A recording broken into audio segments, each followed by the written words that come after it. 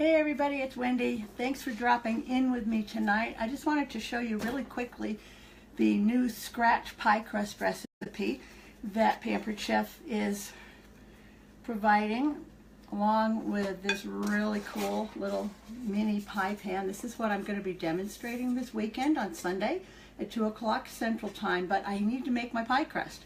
So here's the pan. I make 6 little mini pies. And it's my favorite color blue. It's this like Tiffany teal blue, aqua blue. It's so pretty. But it's a non-stick interior. And what I love about this pan, and I don't know that you can really see it here, but I'll tell you, is it's 2-part construction. When you look up close at the well for the pie, you can see that their well is down deep. And then over the top, let's look at it real close. See that little ridge right there? That little ridge means that this top piece was put on and molded to the pan so that this is going to help the pan hold its shape longer over time. This is a really sturdy pan. I love this pan. If you've ever had specialty pans that have warped and you've gotten frustrated because after the first, second, or third bake they haven't held up, they've gotten out of shape, they popped, they warped, try this one. This is not going to do that. And it's guaranteed. So this is a great pan. I love it. Can't wait to show this to you in more detail. All right, when you get that pan, you also get a set of the perfect size cutters. You get a smaller one for the top, and you get a larger one that is exactly the right size for cutting the outer crust. So this is about as no-fail as it gets, but you got to start with a good crust, and that's where I am today. As I just am going to talk about crust today with you. In the bowl, I have already put 2 tablespoons of sugar, a teaspoon of salt, and I have put my flour. This is 2 1/4 cups of flour. And I'm just gently mixing them all together. And I made sure to measure my flour the correct way. And we'll go over that when I get this put together, because there is a science to measuring flour. Remember, baking is science, right? So you have to do things correctly if you want good results. So I just put everything into the bowl and I just mixed it up together just to lighten the flour and thoroughly incorporate the sugar and the salt. Next thing that goes into here is butter. And this recipe calls for 1 cup of butter. You want to use your butter immediately out of the refrigerator. You want it to be cold. You need to have your fats cold if you're using butter. And you don't want it to get soft. So let me just get these both ready. What I'm going to do to make this go a little bit more easily and quickly is I'm going to cut my butter into little cubes. And oh, I just remembered my ice water's in the freezer. I got to duck in. Let me get it real quick.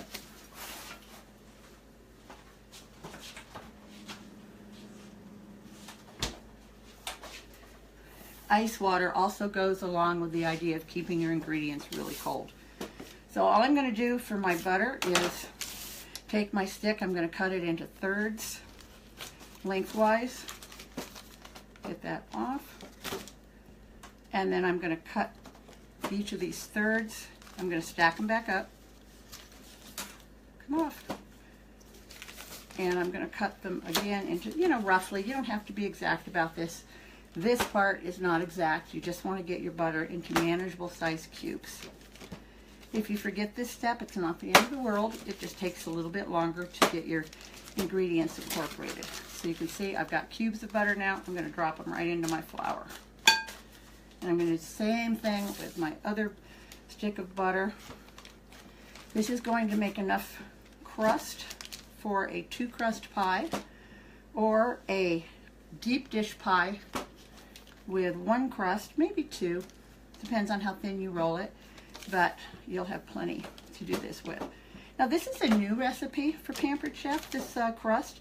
It was specially developed, so I'm going to use it to make my little mini pies. This is not, I'll tell you right now, this is not my preferred pie crust. Maybe because I haven't used it enough to really come to love it. My preferred pie crust uses simply Crisco or vegetable shortening. There is a difference in the fats. And so I'm willing to give it a try. We'll see. This is a pastry cutter. If you've never seen a pastry cutter, this is what it is. And this is a really good quality one. And from years of experience of using a poor quality pastry cutter, you do not want to spend $3 on a pastry cutter. Just go ahead, spring for a good quality tool. You won't be replacing this one, and it's going to make your life so much easier. All right, so here we are. Let me show you this to get started. All I've done is I've put my flour, sugar, and salt in the bowl, mixed it up. Now I've cut my butter into chunks, and I've put them in the bowl as well. Now I'm just going to use the pastry cutter. As you can see, I got started. I'm going to go down, turn it, mix it, because I'm cutting in the flour and the butter. I want the butter to be into little pieces so that it will melt and create steam pockets in my pie crust.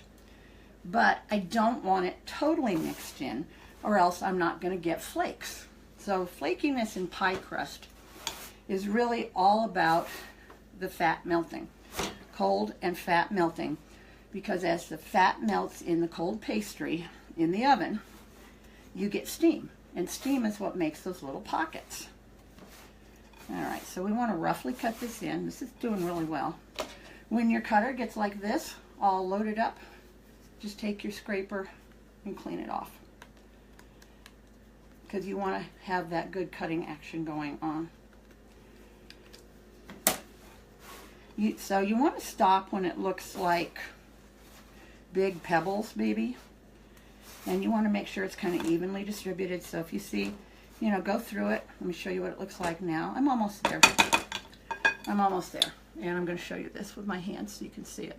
See how I have the flour shaking away so you can see the butter chunks. These are a little too big. I want these to be about 1/3 this size. And that's pretty consistent across the board here. So I'm going to go through this a couple more minutes.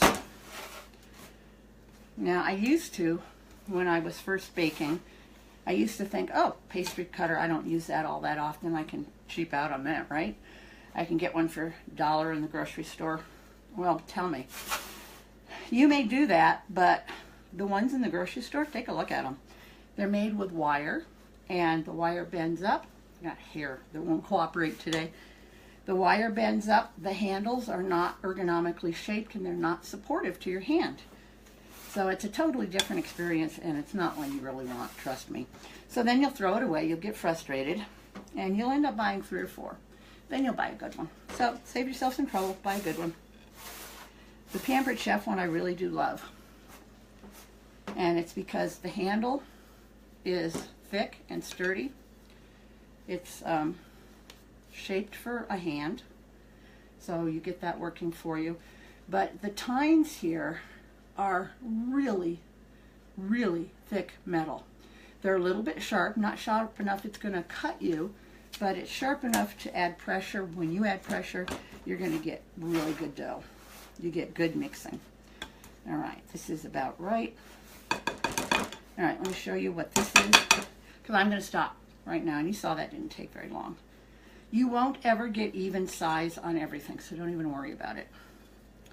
You do want, however, the majority of your fat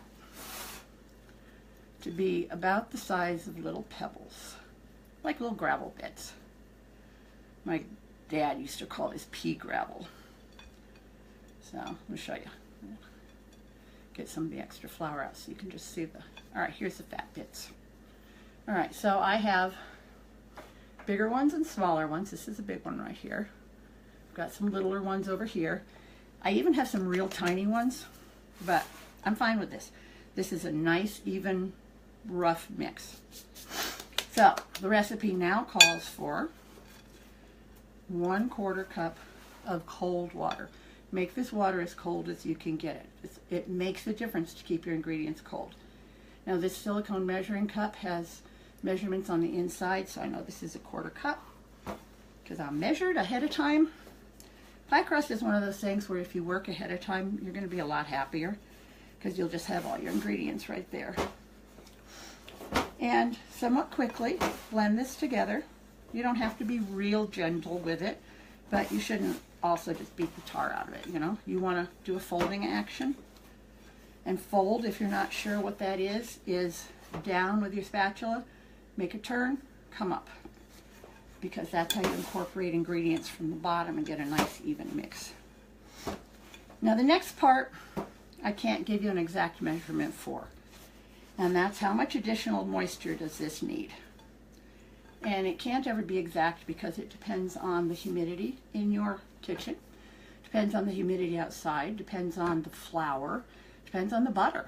So let's check it. What I'm looking for is dough in this stage that will clump together and hold its shape better than this. You see how I clumped it? It looks pretty good, but then look how easy it pops apart. This needs a little more moisture, not much, but a little. So at this point, you have to just kind of trust your instincts and add a little extra moisture, about a teaspoon at a time. And for this, I am going to just use a little filtered water because I'm not going to add too much. Mine's almost there. Don't add it directly to your dough though, because you'll be shocked at how easily you go from too dry to just right to oops, and you don't want to oops. So I'm going to add a teaspoon and mix. And again, just fold that little bit of water in, all the way, incorporate it before you make your decision about your next addition of water. You might not need it. And I'm thinking this might take another teaspoon, but I'm not going to know yet until I make sure it's all the way in there. All right, again, take a little bit of dough, crunch it. All right, see, still a little too dry, but it's getting there, it's better. And I'm going to put in another teaspoon. And actually, because I have so much experience making pie, I'm going to put in 2 teaspoons. And I suspect this will be perfect. But if you're just getting started out, go a teaspoon at a time. Now, I know some people who are really timid about adding liquid to their dough. And after the initial amount of liquid, they actually use a spritzer. And they spray fresh water in. You can do that if you want to, but it's not really necessary. You're going to be fine.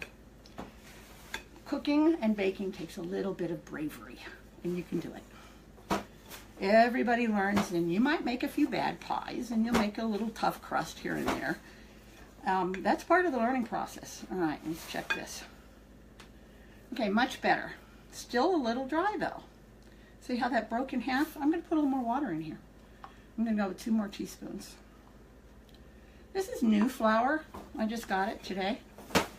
And so I'm thinking that maybe the warehouse or the grocery store where I got it from, you know, is a little dry.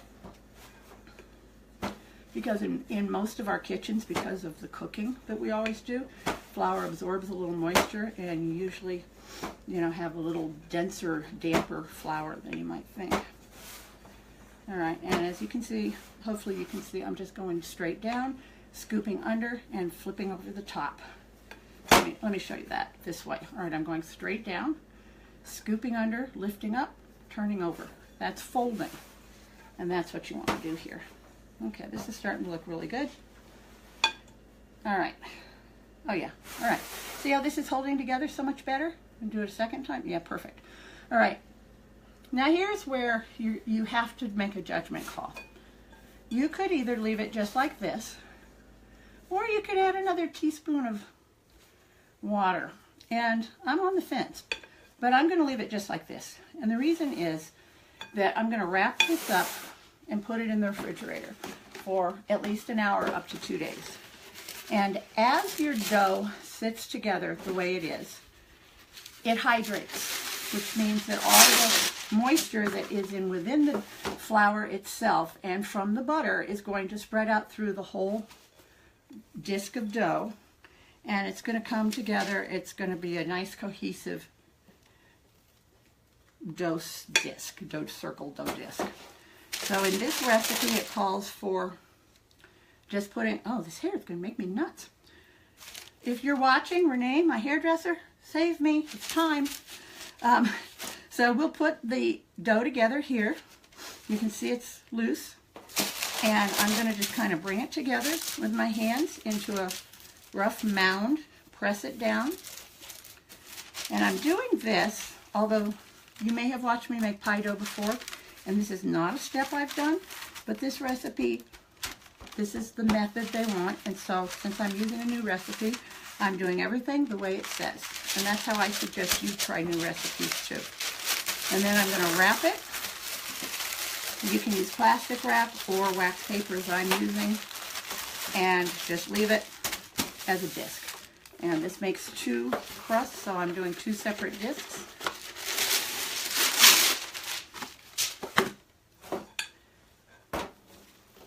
And just let it all go in there. And by the way, if you're not cooking just for you, don't be messing with your hair, we'll mess with your food. That's just, you know, not such a good idea, but it's home, you know. All right, so do the same thing. I'm mounding up my crust here. Just gonna press it together, wrap it up, and then I'm gonna get this into the refrigerator. Now I'm also going to put these together, and I'm gonna put them in a plastic bag, and I'm gonna put a plate on them, just because that makes them easier to move around. I like to put a little weight on mine. It helps me when I'm rolling out because it's already flattening them. All right, so that is it for pie crust. That's it. It's going to go in the fridge, and the next time you see this dough, I will be showing you how to roll it out and fit it into the pie, the little pie tins.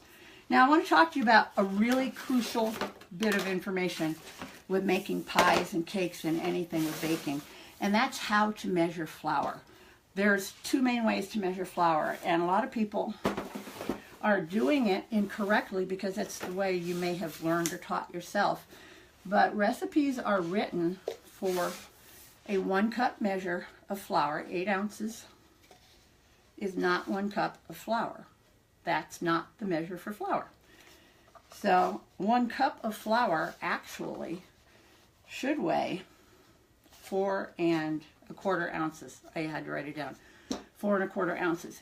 If you are doing the measurement by, all right, let's put this back together so I can show you. If you are dipping and scooping, and then you are clearing the top. All right, this is, let me just see where this is at because I want 1/2 cup. I'm going to weigh it and show you the difference. All right, we want 1/2 cup of flour. So I need a little more flour. So let's re-dip. I just filled my canister up, so it's got flour everywhere. All right, so this is 1 cup, and you smooth the top. Now, I'm going to, what can I measure my flour on to show you? All right, I prefer baking by measurements and using a scale, a simple kitchen scale like this that you can tear out, which means zero it after you put your bowl or something on here, and you can set the measurement unit. So I'm going to set mine to ounces. If I get the flour off so I can read it. All right, pound. And this is good. I use this all the time when I'm baking, and you get more consistent results. So I'm at ounces, but I'm going to measure onto the lid of my flour canister. So I'm going to put that on, and now I'm going to hit the tare button to get it back to 0. And this is 1/2 cup of flour. And this weighs,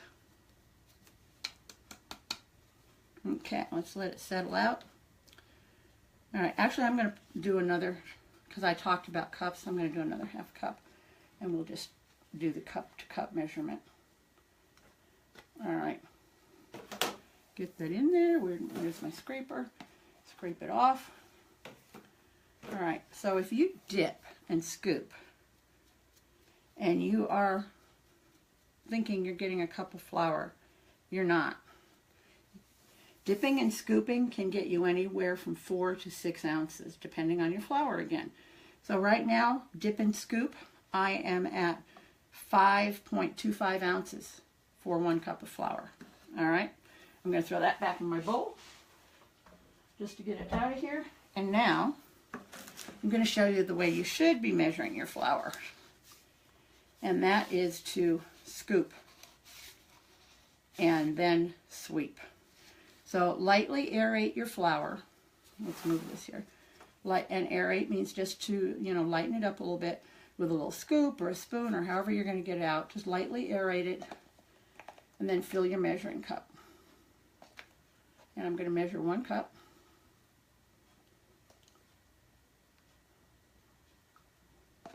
Now, if you're going to measure by volume, this is really, really important, because if you don't get the volume right, your cookies are going to come out tough, your pie crust is going to come out impossibly tough, cakes are going to be awful, and then scoop the top. All right, so this is 8 ounces. I'm tearing out my scale again, so I'm at 0, and now I'm going to pour my flour in.